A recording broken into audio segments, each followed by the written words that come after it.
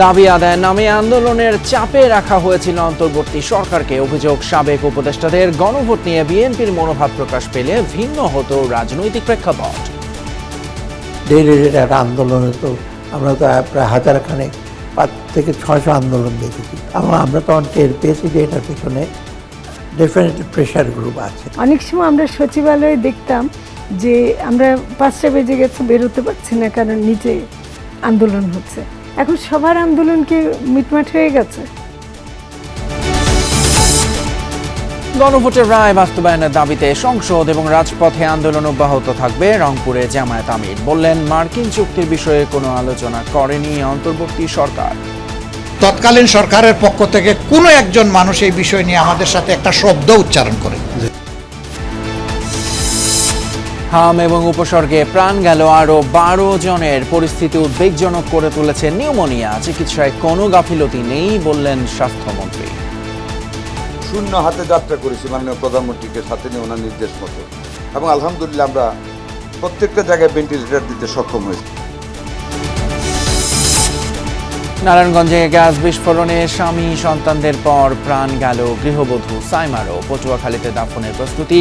পরিবারের 5 জনের মৃত্যুতে শোকাহত গ্রামবাসী। আরো 2-3 দিন আগে থেকে এরকম হয়েছে, গ্যাস বাইরে যেতে এরা সব গ্রাহ্য করে না, মানে হ্যাঁ গাফিলতির কারণে এই ঘটনাটা ঘটছে। সাপ্লাই গ্যাসের লাইন নাকি লিক ছিল, সেটা বাড়িওয়ালার দারোয়ান তার কাছে বলছে, বাড়িওয়ালার কাছে বলছে, তারা তো গুরুত্ব দেয়নি। আজকে সকালবেলা খবর পাওয়া যায় যে চাচিও মারা গেছে। এটা করতে করতে 5 জনই মারা গেল। ছুটির দিনে সারা দেশের হাটগুলোয় বেড়েছে পশুর যোগান। মাঝারি গরুর চাহিদা বেশি। ভোগান্তি এড়াতে অনেকেই কিনছেন আগে ভাগে। চীনের তেল কোম্পানিগুলোর উপর থেকে নিষেধাজ্ঞা তুলে নিতে পারে ট্রাম্প প্রশাসন। জিনপিং এর সাথে দ্বিতীয় দফার বৈঠক শেষে জানালেন ট্রাম্প। মাইল ফলক আখ্যা দিলেন চীনের রাষ্ট্রপ্রধান।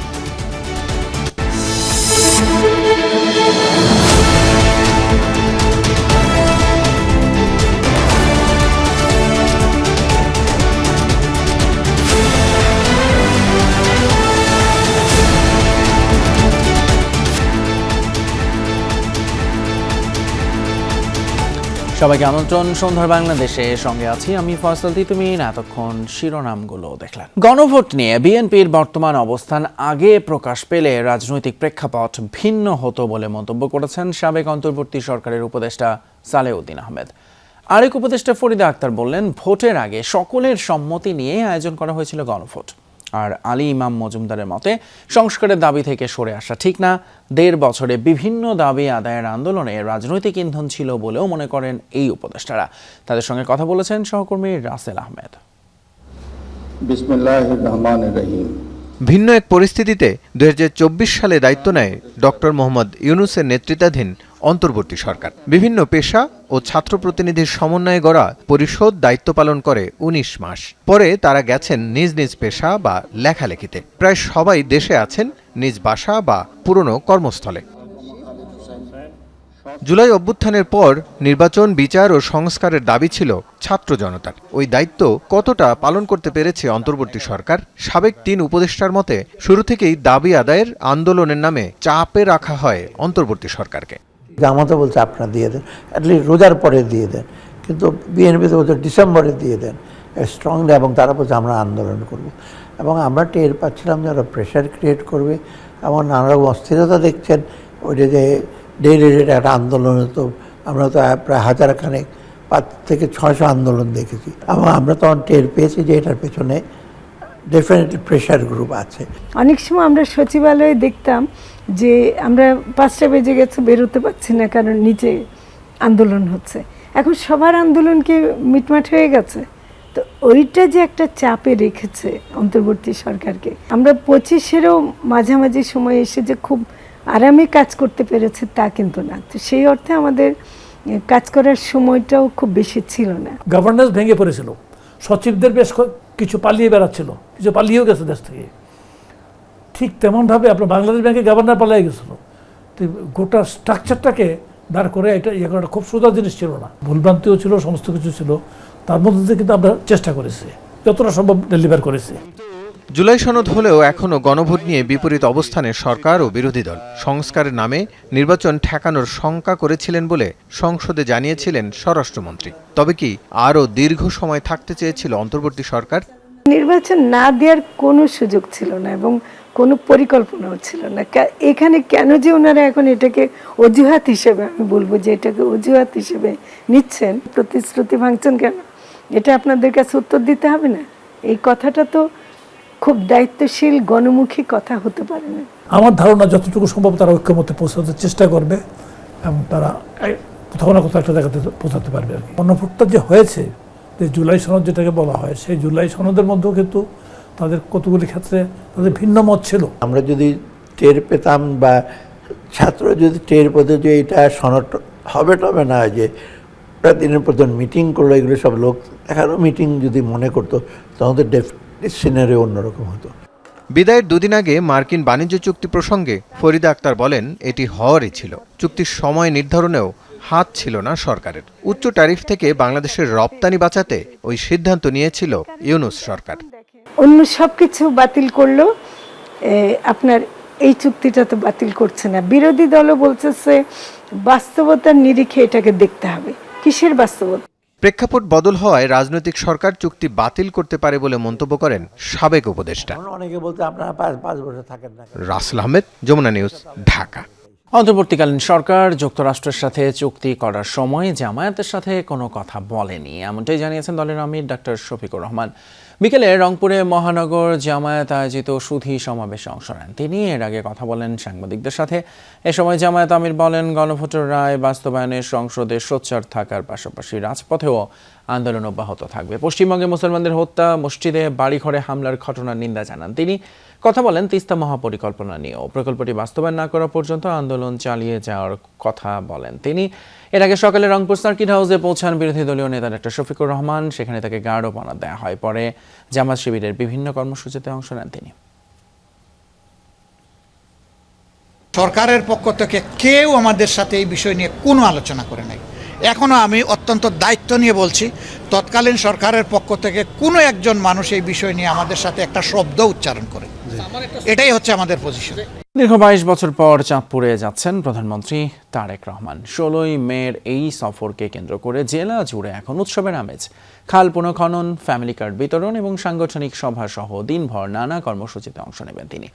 প্রিয় নেতাকে বরণ করতে এবং এই জেলার উন্নয়নে একগুচ্ছ দাবি নিয়ে অধীর আগ্রহে অপেক্ষায় চাঁদপুরবাসী।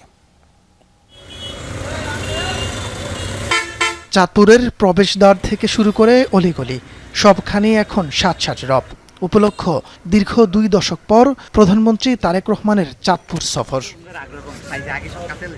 চাঁদপুর ইলিশের বাড়ি হিসেবে পরিচিত হলেও সাধারণ মানুষের আক্ষেপ দীর্ঘদিনেও হয়নি কাঙ্ক্ষিত উন্নয়ন। তাই এবার প্রধানমন্ত্রীর কাছে চাঁদপুরবাসীর প্রত্যাশা অনেক। চাঁদপুরে একটা যদি ইপিজেড তৈরি করে দেয়, তাহলে চাঁদপুরে যে লক্ষ লক্ষ বেকার সংখ্যা, সে বেকার সংখ্যাটা দূর হবে। তারেক রহমানের কাছে অনুরোধ জানাবো এবং আমাদের দাবি যে চাঁদপুরে একটা পর্যটন এরিয়া গড়ে তোলার জন্য খান খনন করলে আমরা কৃষি যারা আছি তারা উন্নত হমু, কারণ পানি দিতে পারমু, ঠিকমতো ফসল উঠাইতে পারমু। সফরসূচি অনুযায়ী প্রধানমন্ত্রী শাহরাস্তি উপজেলার ঘোরদোখাল এবং সদর উপজেলার বিশ্বখাল পুনঃখননের কাজ উদ্বোধন করবেন। তবে সফরের অন্যতম প্রধান আকর্ষণ চাঁদপুর সরকারি কলেজ মাঠে ফ্যামিলি কার্ড বিতরণ কর্মসূচি। এর মাধ্যমে দেশের 22 জেলায় একযোগে এ কার্যক্রম উদ্বোধন ঘোষণা করবেন তিনি। সফর ঘিরে উচ্ছ্বসিত তৃণমূলের নেতাকর্মীরা। তারা বলছেন, এই সফরে চাঁদপুরবাসীর জন্য উন্নয়নের বার্তা দিয়ে যাবেন সরকার প্রধান। ফেসিবাদের আমলে বাংলা চাঁদপুরে কোনো রকমের উন্নয়ন হয় নাই, শুধু চাঁদপুর সদর না, চাঁদপুর জেলাতে। প্রধানমন্ত্রীর এই আগমন উপলক্ষে উনি চাঁদপুরের জনগণের জন্য কিছু বার্তা দিয়ে যাবেন, যে বার্তার মাধ্যমে চাঁদপুরের জনগণ দেখবে যে দৃশ্যমান কিছু উন্নয়ন এখানে হবে। প্রধানমন্ত্রীর সফর নির্বিঘ্ন করতে জেলা প্রশাসনের পক্ষ থেকে নেওয়া হয়েছে নিশ্ছিদ্র নিরাপত্তা ব্যবস্থা। চাঁদপুরে একটি উৎসবমুখর পরিবেশ বিরাজ করছেন, মাননীয় প্রধানমন্ত্রী আসছেন। সেই সাথে আমরা আমাদের প্রোটোকল বিষয়ক যে সমস্ত প্রস্তুতি আছে, নিরাপত্তা সংক্রান্ত যেসব বিষয় আছে, সেসব বিষয়ে আমরা সর্বোচ্চ প্রস্তুতি গ্রহণ করেছি। সরকারি কর্মসূচির পাশাপাশি চাঁদপুর ক্লাবে জেলা বিএনপির সাংগঠনিক সভায়ও যোগ দেবেন দলের চেয়ারম্যান তারেক রহমান। তাপস সরকার, যমুনা নিউজ।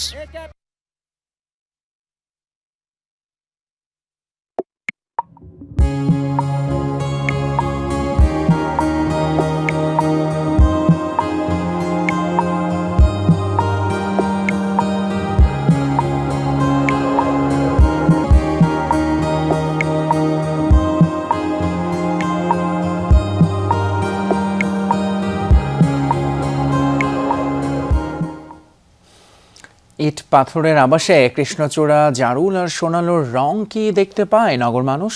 শেষ বিকেলে সোনা রোদের সাথে বকুলের ঘ্রাণ গবে শেষ পাওয়া গেছে। গ্রীষ্মের নিসর্গ আর নগর জীবনে একটা প্রতিবেদন থাকছে আমাদের সংবাদের পরের অংশে। জানাবো দেশের হাম পরিস্থিতি। হামে আক্রান্তদের অনেকেই এখন আক্রান্ত হচ্ছেন নিউমোনিয়ায়। টিকা না দেয়, শরীরের রোগ প্রতিরোধ ক্ষমতা কম থাকায় শিশুরাই বেশি আক্রান্ত হচ্ছে নিউমোনিয়াতে। চিকিৎসকরা বলছেন পরিস্থিতি উদ্বেগজনক। আক্রান্তদের বেশিরভাগই ঢাকার বাইরের। হাম এবং উপসর্গে 24 ঘন্টায় প্রাণ গেল আরও 12 জনের। বিকেলে মহাখালী ডিএনসিসি কোভিড-19 হাসপাতাল পরিদর্শন করে স্বাস্থ্যমন্ত্রী জানান, হামের চিকিৎসায় সরকারের কোনো গাফিলতি নেই। একটা স্বস্তির নিঃশ্বাসের জন্য আপ্রাণ চেষ্টা। নেবুলাইজড করে বাবা মা চেষ্টা করছেন প্রাণের সন্তানের জন্য স্বস্তির প্রশ্বাসের ব্যবস্থা করবার। রাজধানীর মহাখালীর ডিএনসিসি কোভিড হাসপাতালে এখনও রোগী ভর্তির চাপ অব্যাহত। 450-র ওপর রোগী ভর্তি এই হাসপাতালে। আক্রান্তদের স্বজনরা জানান, জ্বর নিয়ে শিশু ভর্তি হলেও পরবর্তীতে আক্রান্ত হচ্ছে নিউমোনিয়ায়। শ্বাসকষ্ট আর নিউমোনিয়া, দুইটা একবারে আক্রান্ত হয়েছে। বুক এক্সরে করছে, এখন আবার নিউমোনিয়া ধরা পড়ছে। নিউমোনিয়া এখনো বলে নাই, বলছে নিউমোনিয়ার ভাব আছে, নেবুলাইজার করতে বলছে। ঢাকা এবং আশপাশের অঞ্চলসহ দেশের বিভিন্ন প্রান্ত থেকেই হামে আক্রান্ত রোগীর সংখ্যা কেবলই বাড়ছে। এছাড়া অন্যান্য হাসপাতালে চিকিৎসা পেতে ভোগান্তি পোহাতে হচ্ছে বলেও জানান অনেকেই। শ্বাসকষ্ট আছে, আপনার এক্সরে দেশে, রক্ত পরীক্ষা দেশে, জ্বর, ঠান্ডা, কাশি, চোখ ফুলে গেছে, মুখে ঘা হয়েছে। ও যদি কান্না করে কোনো শব্দ, আমি এখন শব্দ শুনতে পাচ্ছি না, যদিও কান্না করে আমি শব্দ শুনতে পাইতেছি না। ঢাকা মেডিকেল গেছি, ঢাকা মেডিকেলে ওনারা বলতেছে যে এখানে ওনারা চিকিৎসা দিতে পারতেন না ঠিক মতন। ওরা আমি আরেকজন বলে আমি শরৎদিতে গেছি, শরৎদিতে আমি মনে করেন যে এক কথা আমাদের হাতে পায়ে ধরার বাকি ছিল। শিশুদের পাশাপাশি প্রাপ্তবয়স্করাও আক্রান্ত হচ্ছে হামে। চিকিৎসকরা বলছেন, প্রাপ্তবয়স্কদের মধ্যে যারা আক্রান্ত হচ্ছে তাদের বয়স 30 থেকে 40। ট্রিটমেন্ট চলছে, মানে পরিস্থিতি অতটা ভালো দেখতেছি না। হাম ভাইরাসের আর কি ইয়াটা ধরা খাইছে, রোগটা ধরা খাইছে। এদিকে চিকিৎসকরাও বলছেন, হামের অন্যতম জটিলতা নিউমোনিয়া। পরিস্থিতি উদ্বেগজনক, নিয়ন্ত্রণে আনতে সময় লাগবে। মিসেন্সের জটিলতায় আক্রান্ত রোগীদেরকেই ভর্তি করি। এ কারণে যারা নিউমোনিয়া বা ডায়রিয়া এসব জটিলতা যাদের আছে তারাই প্রধানত হাসপাতালে ভর্তি। এই কারণে আসলে নিউমোনিয়ার সংখ্যাটা আমরা বেশি পাচ্ছি, মানে আসলে জটিলতার মধ্যে নিউমোনিয়ার সংখ্যাটাই সবচেয়ে বেশি। বিকেলে হাসপাতালটি পরিদর্শন করেন স্বাস্থ্যমন্ত্রী। জানান, হামের চিকিৎসায় সরকারের কোনো গাফিলতি নেই। আন্তর্জাতিকভাবে স্বীকৃত এমন কোনো চিকিৎসা নেই যেটা হাম রোগীদের দেয়া হচ্ছে না বলেও জানান তিনি। যে হামের চেয়ে বেশি এখন নিউমোনিয়া চলছে। এই নিউমোনিয়াটা কিন্তু করোনার আগেও দেখা দিয়েছিল নিউমোনিয়াটা। তো পুষ্টির অভাব একটা কারণ। একটা মানে মিজেলসের ভ্যাকসিন রেখে যায় নাই, শূন্য হাতে যাত্রা করেছি মাননীয় প্রধানমন্ত্রীকে সাথে নিয়ে ওনার নির্দেশ মতো, এবং আলহামদুলিল্লাহ আমরা প্রত্যেকটা জায়গায় ভেন্টিলেটর দিতে সক্ষম হয়েছি। মন্ত্রী জানান, শিশুদের ও মায়েদের পুষ্টির অভাব রয়েছে। বেশিরভাগ শিশুর জন্ম সিজারের মাধ্যমে হওয়ায় মায়েরাও ঠিকভাবে বুকের দুধ খাওয়াতে পারছে না বলেও জানান তিনি। আহমেদ রেজা, যমুনা নিউজ, ঢাকা। নেত্রকোনার কলমা, কান্দা, গড়া, ডোবা হাওরে ফসল রক্ষা বাঁধ ভেঙে এখনও ঢলের পানি ঢুকছে। নতুন করে প্লাবিত হয়েছে বড় কাপন এবং পোগলা ইউনিয়নের মেদাবিল ও সুনই সহ কয়েকটি হাওর। পানি উন্নয়ন বোর্ডের নির্বাহী প্রকৌশলী শাখাওয়াত হোসেন জানান, বড় ফসল কাটা প্রায় শেষ পর্যায়ে থাকায় বাঁধটি ভেঙে গেলেও তেমন ক্ষতি হবে না কৃষকের। তবে হাওরের উঁচু এলাকাতে কিছু ফসল থাকায় তা দ্রুত কাটার পরামর্শ দেওয়া হয়েছে। গতকাল বিকেলে বড় কাপন ইউনিয়নের কেশবপুর এলাকার কামাউরা স্লুইজ গেটের পাশের বাঁধটি ভেঙে যায়।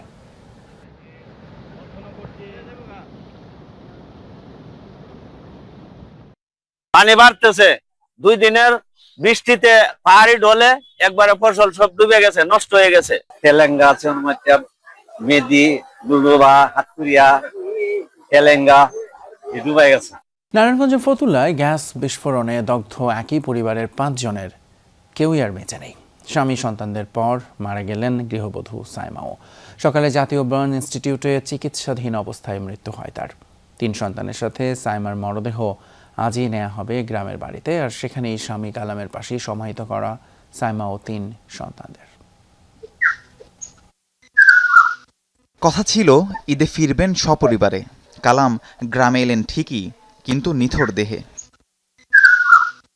পটুয়াখালীর বাউফল উপজেলার উত্তর কনকদিয়া গ্রাম, এখানেই জন্মেছিলেন মোহাম্মদ কালাম।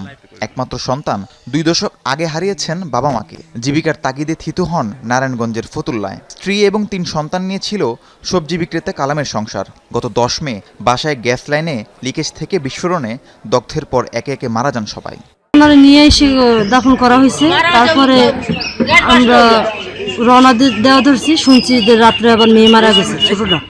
তারপরে আবার সকালবেলা আবার শুনি যে ছেলে মারা গেছে। তারপরে দুপুরের দিকে শুনি যে মেজো মেয়েটা মারা গেছে।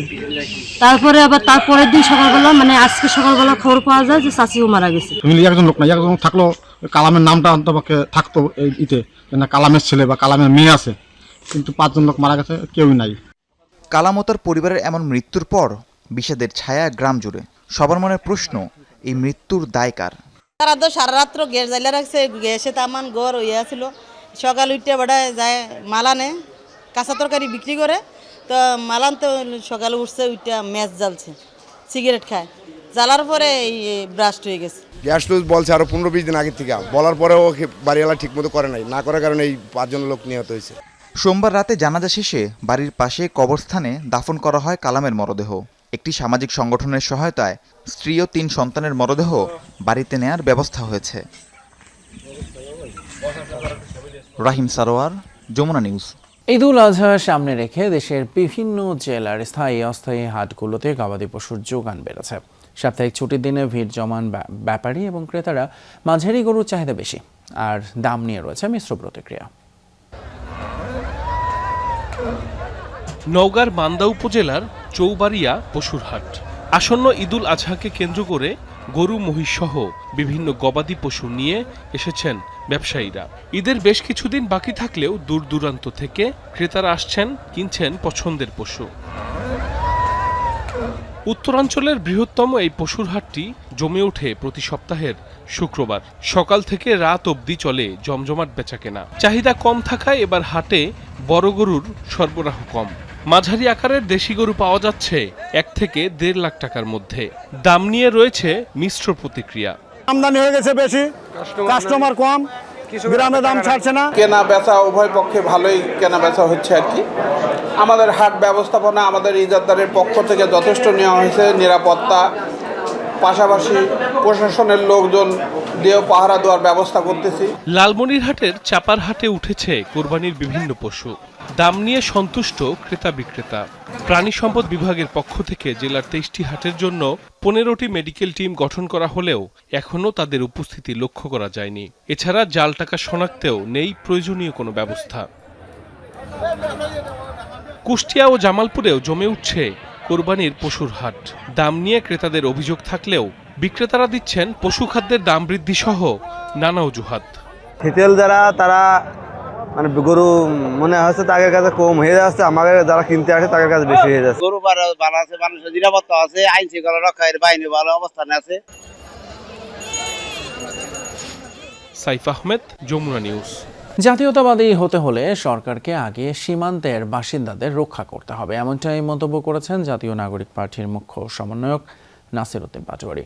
দুপুরে জুমার নামাজের পর শরীফ ওসমান হাদির কবর জিয়ারত শেষে কথা জানান তিনি। এ সময় সার্বভৌমত্ব রক্ষায় শেষ পর্যন্ত লড়াই চালিয়ে যাওয়ার ঘোষণা দেন নাসির উদ্দিন পাটোয়ারি। সীমান্তে বাংলাদেশি হত্যা বন্ধে সরকারকে আরও কঠোর হওয়ার আহ্বান জানান তিনি। গরু চোরাচালানের সাথে বাংলাদেশিরা নন, বরং ভারতীয় বাহিনী জড়িত বলেও মন্তব্য করেন নাসির উদ্দিন। এ সময় মাদক চোরাচালান বন্ধে প্রশাসনের সদিচ্ছা নিয়ে প্রশ্ন তোলেন। অন্যদিকে ইনকিলাব মঞ্চের জাবির হোসেনের অভিযোগ, বিএসএফ আন্তর্জাতিক আইনের তোয়াক্কা করছে না।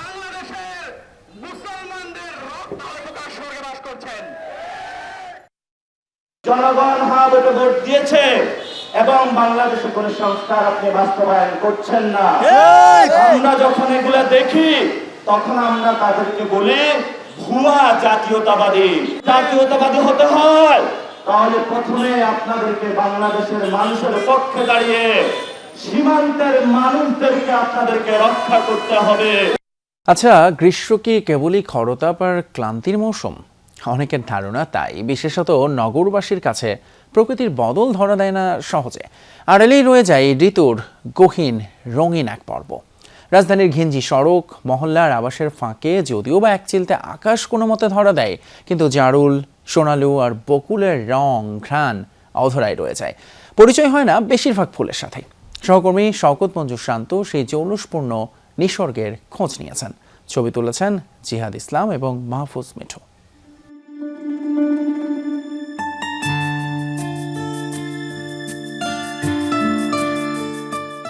মাথার উপর প্রখর সূর্য আর পায়ের নিচে তপ্ত বিটুমিনে যান্ত্রিক শহরে ওষ্ঠাগত প্রাণ। গ্রীষ্মের এই দহন জ্বালা ধরায় পোড়া চোখে। হঠাৎ পথ চলতে থমকে যেতে হয় প্রকৃতির আলপনার হাতছানিতে। কৃষ্ণচূড়ার আগুন রাঙা সাম্রাজ্যে রাধাচূড়ার উজ্জ্বল অনুপ্রবেশ সহজেই ধরা দেয় নজরে। পথিকের মতো মৌমাছিও কনকচূড়া আর সোনালুর রঙে বিমোহিত। রঙের এই ক্যানভাসে আঁচড় দিতে বাদ যায় না তিলোত্তমার চঞ্চলতম প্রাণ। কৃষ্ণচূড়া যখন ফুটে তখন অসম্ভব ভালো লাগে। যেমন আজকে অনেকদিন ধরে আমরা প্ল্যান করছি যে আসবো, আমাদের বাচ্চাকে স্কুলে দিয়ে আসছি। গ্রীষ্ম যেন পটে আঁকা ছবি, কখনো চোখ আটকে যায় জারুলের বেগুনি মায়ায়, নীলাভ প্রশান্তি ছড়িয়ে দেয় নীলকণ্ঠ বা জ্যাকারান্দা। বাগানবিলাসের ঘন উল্লাস, নাগরিকের এফোর ওফোর করা উচ্ছ্বাস, কোথাও রক্তরাগের গাঢ় লাল আবিরকেও হার মানায়। আবেশ মাখা বিকেল হারিয়ে যায় লাল সোনালুর দীপ্তিতে। এত ফুল যে গ্রীষ্মকালে ফোটে, এতগুলো ফোটে জানতাম না। আর নাম অনেকবার আব্বুর কাছে শুনেছি, শেখার চেষ্টা করেছি, মনে থাকে না, এত ভ্যারিয়েশনস। গ্রীষ্মের এই সৌন্দর্য শুধু রঙে নয়, মিশে আছে সুবাসেও। বেলা শেষে বাতাসে ভেসে বেড়ায় বকুলের কোমল ঘ্রাণ, বেলির স্নিগ্ধতা, মাধবীলতার বেনি পাকানো সৌন্দর্য, কাঠমালতির এলিয়ে পড়া শুভ্রতা, কিংবা চন্দ্রপ্রভার নির্মল উপস্থিতি কোণে দেখার আলোর মতোই মনটা আকুল করে তোলে। অনেক ধরনের গাছের মধ্যে সারি সারি ফুল ফুটে আছে, ভালোই লাগে। প্রাকৃতিক সৌন্দর্যটা যেরকম মানুষের মনও অনেক ভালো করে, প্লাস মানুষ এসে এখানে একটু বিনোদন নেয়, ছবি তোলে। সাদা কিংবা গোলাপি, নীরবে সেজে থাকা এক আতরলোবান কাঠগোলাপ, স্পাইডার লিলির ভিন্ন গড়ন কিংবা তিলোত্তমা ফুলের সৌন্দর্য ধরা দেয় ভিন্নভাবে। শহুরে হিজল ফুল জলাধার না পেলেও লাল গালিচা বিছিয়ে দেয় সড়কের ধারে। অকাল কদমের মুগ্ধতায় গাছের ছায়ায় বিশ্রাম খোঁজে ক্লান্ত পথিক। জলবায়ু পরিবর্তনজনিত যে ঘাত, সেই ঘাত থেকে রক্ষা করার জন্য কিন্তু আমাদের প্রচুর পরিমাণে বৃক্ষ লাগানো উচিত, প্রযোজনের সুযোগ করে দেওয়া উচিত, তারপর আসলে বীজ সংরক্ষণ করা উচিত এবং কি করে আসলে সংরক্ষণ করা যায় সেজন্য একটা সমন্বিত কর্মসূচি নেওয়া উচিত। এই শহরই ঠিকানা হয়ে গেছে সুবাবুল ফুলের। কমলা রঙের ফুলে ভরে না উঠলে কেউ তাকায় না বিপন্ন অশোক গাছের দিকে। সেই কবে গ্রাম ছেড়ে আসা সর্বজয়ার আর ফেরা হয়নি সে করে। এভাবে গ্রীষ্মের ফুলের তালিকা দীর্ঘ হয়েছে এই শহরে।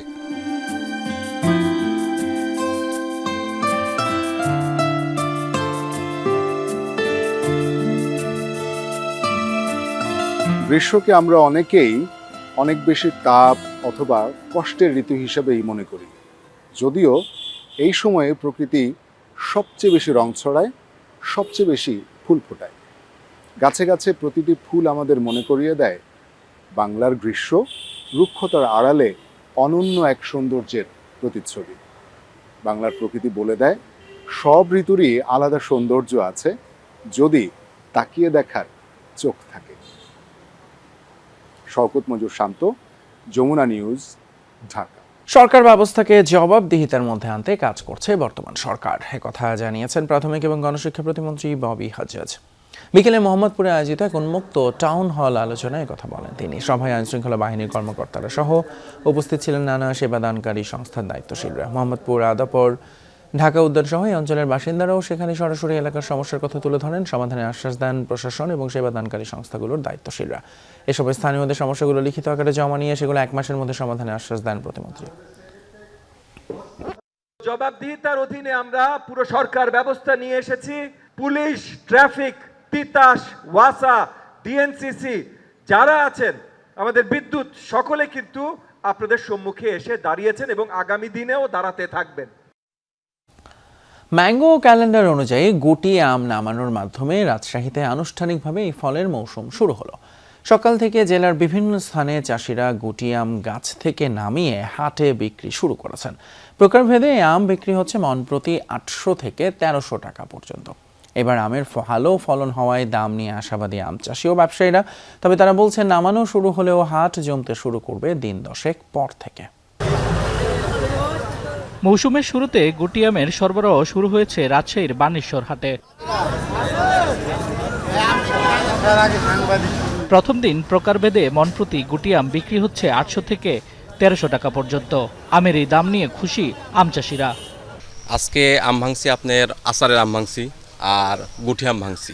গুটি আমের বাজার হচ্ছে আপনার 1000 থেকে 1100 টাকা, ভালো একটু যদি হয় তাহলে 1200-1300 টাকা। বছরের প্রথম আম ভাঙছে, নিজের আম নিজে একটু ভালো লাগবেই। আঁঠি আম, এই ডাব্বা ডাব্বা যে আঁঠি পাইকে গেছে আর অল্প দিনের মধ্যে হাতে বেশি ফেলা দিতে হবে। ম্যাঙ্গো ক্যালেন্ডার অনুযায়ী গুটি দিয়ে শুরু হওয়া এই আমের বাজার জুলাই পর্যন্ত জমজমাট থাকবে। প্রকারভেদে একে একে বাগান থেকে বাজারে আসবে বিভিন্ন প্রজাতির আম। সেই হিসেবে দিন 10 পর থেকে আমের বাজার পুরো দমে জমবে। এবার আমের ভালো ফলন হওয়ায় দাম নিয়ে আশাবাদী আম চাষি ও ব্যবসায়ীরা।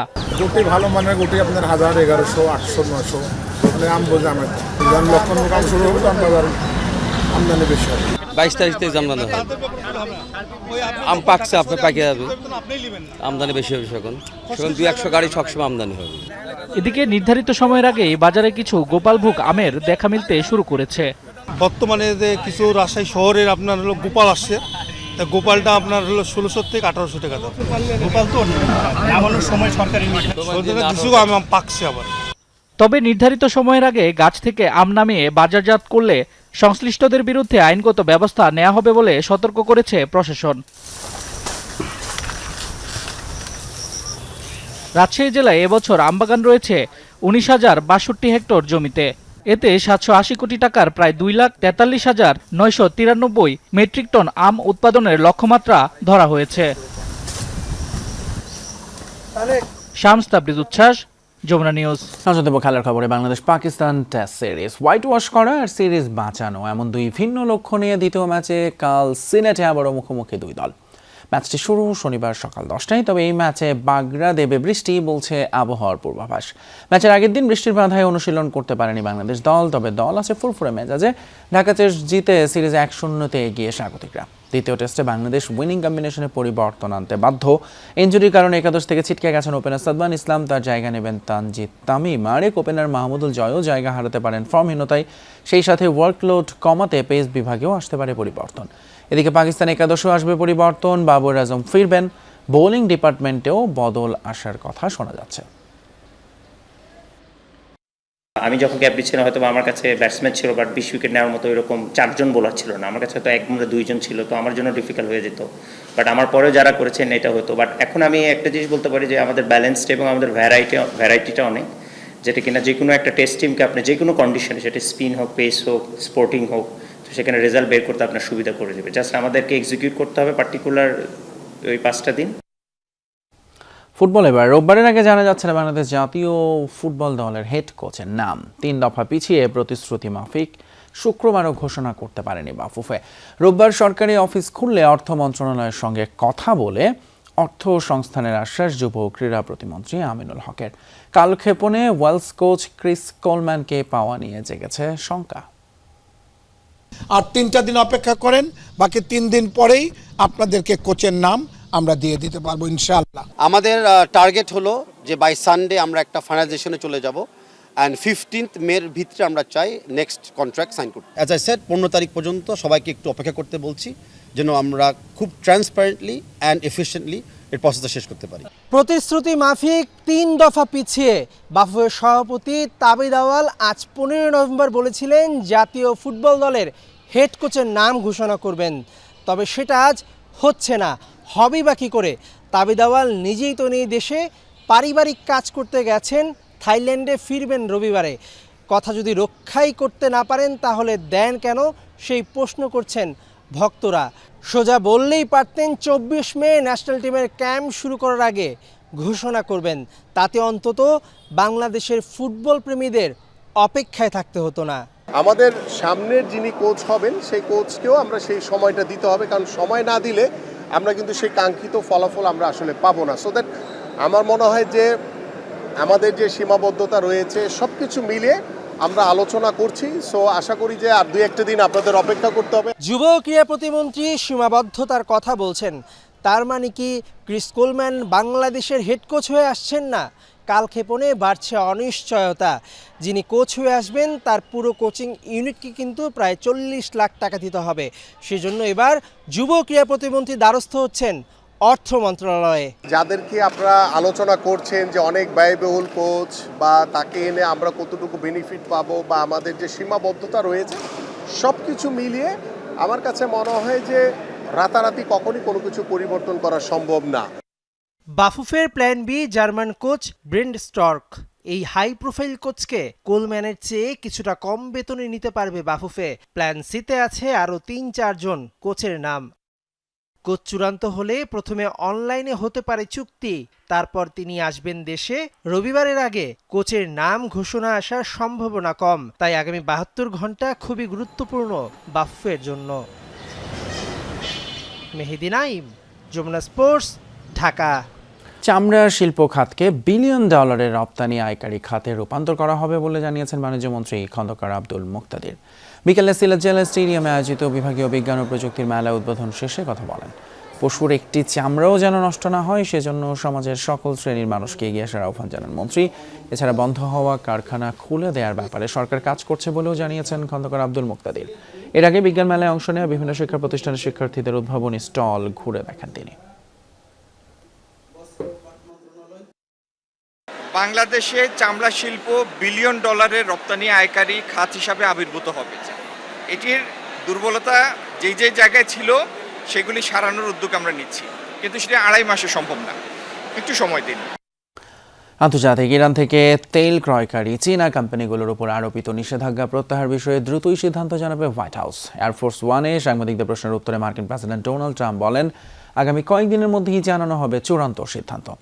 অনুমতি পেলে মার্কিন নৌবাহিনীর বাধা ছাড়াই মধ্যপ্রাচ্য থেকে তেল আমদানি করতে পারবে চীনা কোম্পানিগুলো। ট্রাম্প আরও জানান, তাইওয়ানের জন্য প্রস্তাবিত $14 বিলিয়ন অস্ত্র প্যাকেজ অনুমোদন দেয়া হবে কিনা সে বিষয়ে এখনও চূড়ান্ত সিদ্ধান্ত নেননি তিনি।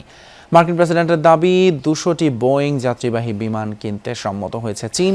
ভবিষ্যতে আরও 750টি বিমান কেনার প্রতিশ্রুতিও দিয়েছে বেইজিং। যুক্তরাষ্ট্র ও চীনের পারমাণবিক নিরস্ত্রীকরণ নিয়েও আলোচনা হয়েছে দুই রাষ্ট্রপ্রধানের।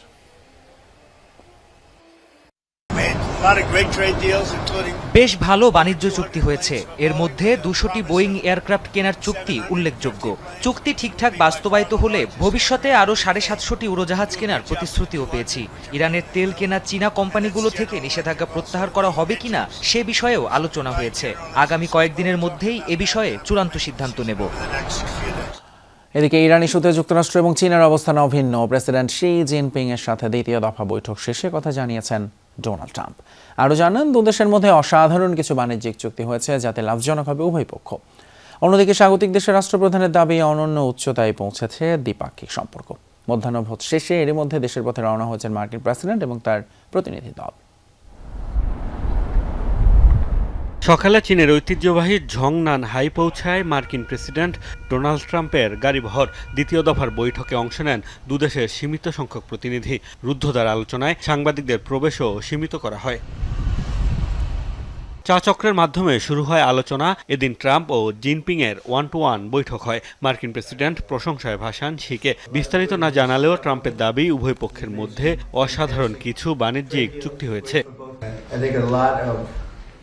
অসাধারণ এই সফরে ভালো কিছু হয়েছে। বেশ কিছু বাণিজ্যিক চুক্তি হয়েছে যা উভয় দেশের জন্যই চমৎকার। শির ব্যক্তিত্বকে অত্যন্ত শ্রদ্ধা করি, পরস্পরকে এক যুগ ধরে চিনি। নিঃসন্দেহে এটা দীর্ঘ সময়। আমরা এমন অনেক সমস্যার সমাধান করেছি যা অন্যরা পারত না। আমাদের সম্পর্ক খুবই দৃঢ়। ইরান ইস্যুতেও ফলপ্রসূ আলোচনা হয়েছে জানান ট্রাম্প। তার দাবি, যুদ্ধ বন্ধের বিষয়ে চীন ও যুক্তরাষ্ট্রের অবস্থান প্রায় অভিন্ন। ইরান নিয়েও আলোচনা হয়েছে, কিভাবে যুদ্ধের অবসান ঘটানো যায় সে ব্যাপারে দুদেশের অবস্থান প্রায় একই। চায় না তাদের কাছে পারমাণবিক অস্ত্র থাকুক, হরমুজ প্রণালীও খোলা রাখতে চায়। ট্রাম্পের সফরকে যুগান্তকারী আখ্যা দিয়েছেন চীনের প্রেসিডেন্ট, বলেছেন উপহার হিসেবে চীনা গোলাপের বীজ পাঠাবেন যুক্তরাষ্ট্রে।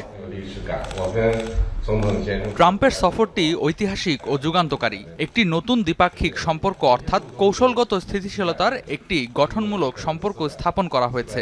একে মাইলফলক সফর বলা যেতে পারে। আলোচনা শেষ হয় মধ্যাহ্নভোজের মাধ্যমে। এর আগে ট্রাম্পকে ঝংনান হাই ঘুরে দেখান শি। বহুল আলোচিত সফর শেষে এখন বাড়ির পথে মার্কিন প্রেসিডেন্ট। মোস্তফা মাহমুদ, যমুনা নিউজ। নিজস্ব প্রযুক্তিতে তৈরি ফাতাহ 4 ক্ষেপণাস্ত্রের সফল পরীক্ষা চালিয়েছে পাকিস্তান। বৃহস্পতিবার সেনাবাহিনীর রকেট ফোর্স কমান্ড ক্ষেপণাস্ত্রটির পরীক্ষামূলক উৎক্ষেপণ চালায় বলে জানিয়েছে দেশটির আন্তঃবাহিনী জনসংযোগ অধিদপ্তর ISPR। সংস্থাটি বলছে, আধুনিক প্রযুক্তি সম্পন্ন ভূমি থেকে নিক্ষেপযোগ্য ক্রুজ ক্ষেপণাস্ত্রটি দূরপাল্লার লক্ষ্যবস্তুতে নিখুঁতভাবে আঘাত হানতে সক্ষম। সেনাদের প্রস্তুতি বাড়ানো এবং ফাতাহ 4 এর প্রযুক্তিগত সক্ষমতা যাচাই করতে এই পরীক্ষা চালানো হয়েছে। দর্শক, এর সাথে শেষ করছি আমাদের আজকের সন্ধ্যার বাংলাদেশ। এতক্ষণ সঙ্গে থাকার জন্য ধন্যবাদ আপনাদের সঙ্গে।